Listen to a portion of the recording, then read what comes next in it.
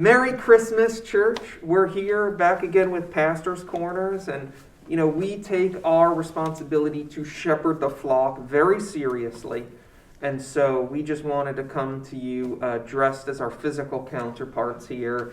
Well, some of us were dressed as... He's a black sheep. I am the black sheep Black sheep of the bunch. Always bucking the system. But we just wanted to say Merry Christmas, and we wanted to talk to you briefly about Advent, what it's meant to us, and the meaning of it, especially in this year, coming off of the challenges we've had this year as we're looking towards 2021. So Dan, we'll throw it over to your way first. What in this year, very unique year, different year, what has Advent meant for you, and what has the Lord been teaching you through it?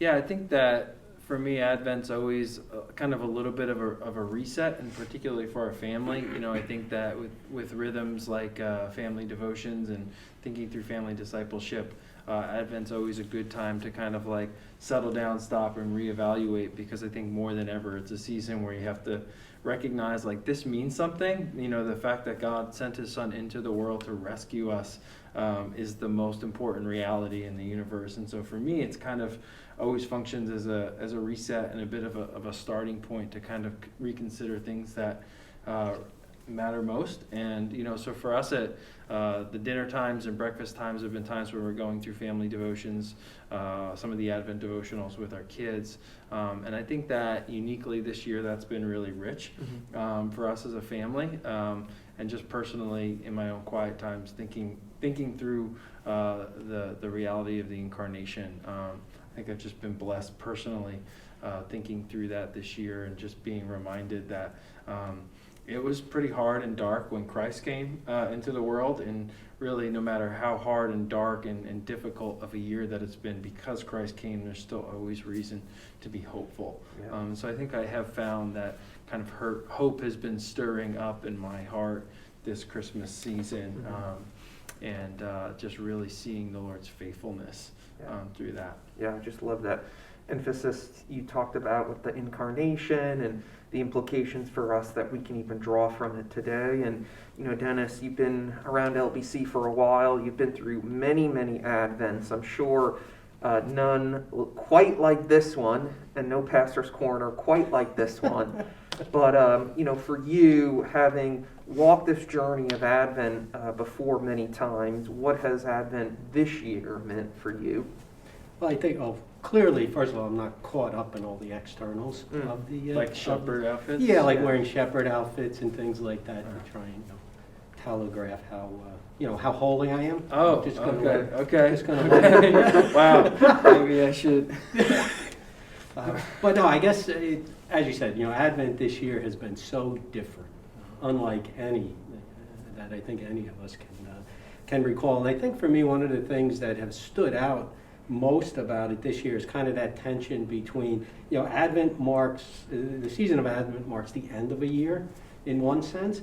And so for me, as I've entered into Advent and going through it, there's been a real emphasis on familiar. We want to land a very unfamiliar year in a very familiar place, right? And so I've been very thankful that the Lord has allowed us to keep some of our traditions up as a church. We've been able to gather in person. We've been doing our normal Advent candle lightings each week. We're planning to do our Christmas Eve service live and in person. And so it's very important, I think, to make it as familiar and as traditional as we can, because it's been such an unfamiliar year for everyone. And so as a church family, and for me personally and my family, that's been a big emphasis for it.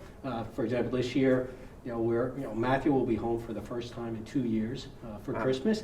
And so we're looking, even though it's going to be a much smaller gathering, we're looking for Christmas to be very traditional, very familiar.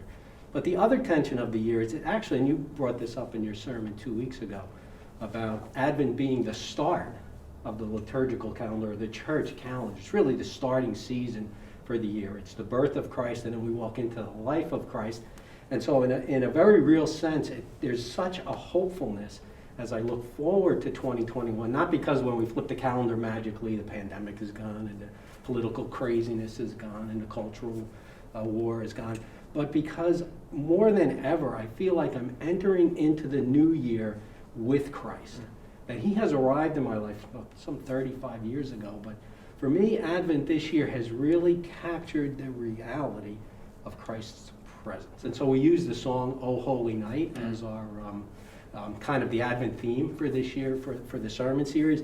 And that song really captures the essence of the moment when heaven and earth intersect. It's that fall on your knees, Christ is the Lord, and the reality of that moment, and the reality that that's true in my spirit. My spirit lives in full view of the Spirit of God. He is with me. And so I have such a thrill of hope, to use the term we've been using, as I look into 2021, that the Spirit of God will be here in a very powerful, tangible way like we've never seen before. So I'm very hopeful for 2021. And Advent for me has just stirred that up, looking forward. Yeah, that's such a good word, and hopefully a great encouragement to you, church, to hear that from Dennis. And I really appreciated, that word on familiarity and rhythm and time. And that's something I think the Lord has been kind of showing me through this, really the importance of patience, because God seriously takes his time, as I reflect on Advent. From the end of Malachi, the last book in the Old Testament, to these stories we're reading was 400 years. I mean, I can't even wait 4 days for a package to come in anymore. And yet God waited 400 years, and then we see the birth of Christ. And in his life, he wasn't writing books in his early 20s. He wasn't leading a synagogue in his mid-20s. I mean, he waited till he was around 30, to start his ministry, which only lasted 3 years, really. And we can look at that and say, from a human perspective, it's so small, so insignificant, but obviously, from God's perspective, he used that to change the world. And then even so, we're still waiting, and God is still taking his time of over 2,000 years to complete his plan, and we're still waiting for the return of Christ again. And so it's just impressed on my life, to slow down. Don't rush into just starting doing things for God before entering his presence and being with God. Mm-hmm. So that's what I've kind of, the Lord's been showing me through Advent. Mm-hmm. So I hope, church, that these reflections on Advent from us can stir up your own reflections on what this season has meant to you, what the Lord has shown to you through this. We just invite you to share some of these stories, share what you're learning with one another and with us as well. And we would invite you out on Christmas Eve. We're having a service here live and in person. We will also be streaming that service as well. And so we hope that you have a Merry Christmas and a Happy New Year. God, if I just put the mask on, and that'll be like the distinguishing mark. You guys are dressed like that, and I wear a mask, so I don't catch whatever it is you have. Whatever Whatever's we have that would this. infect our brain Yes. enough to cause us to do this. Clearly not COVID, but I don't want it. The masked shepherds. The masked shepherds. Ready? I think we're ready. Do we have any kind of direction? Yeah, I'm going to host. I'm going to lead it. All right. At least they can't see the stupid grin on my face.